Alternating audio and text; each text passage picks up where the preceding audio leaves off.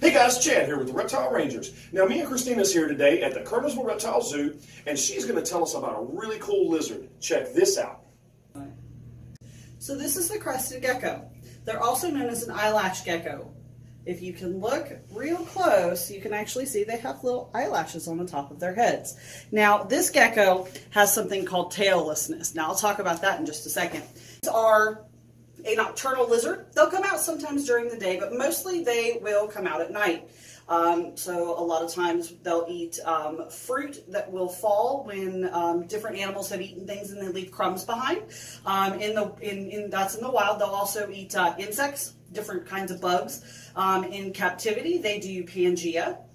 They'll also do Rapashi if you can get them to eat it, and they do crickets 3 times a week. Now with my Pangea that I like to feed my animals, I add multivitamins, supplements, calcium powder with vitamin D3 to it just to make sure they're really good and healthy. And as you can tell, she got a couple of fat rolls, so she's good and healthy.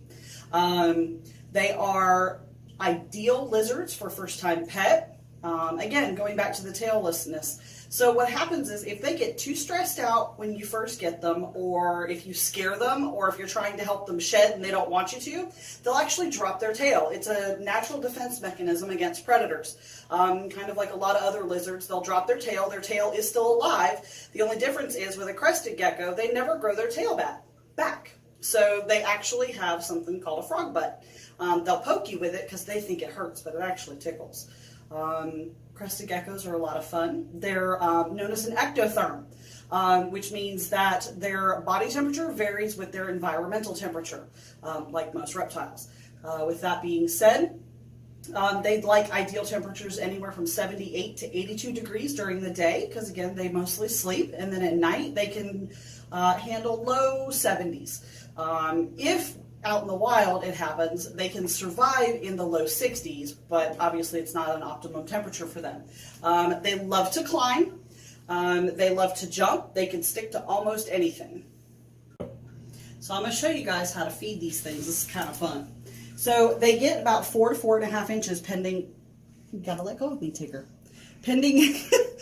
pending how big they are with their tails. They'll get about 4 to 4.5 inches.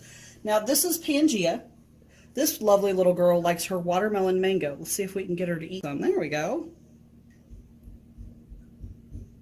So the neat thing about crested geckos is their tongue is actually shaped almost like a spoon on the end. So what they do is they actually drink their food, which makes it great when they're out in the wild because they'll drink the fruit juices. They'll eat smaller chunks of food. They do have very, very small teeth. They can live 15 to 20 years in natural habitats if you keep them properly in naturalistic vivariums. They, like I said, they get about 4 to 4.5 inches with or without their tail. She's about 4 inches, so the tail accounts for about 1/3 of their body length. And that is pretty much it, guys. I hope you've enjoyed it.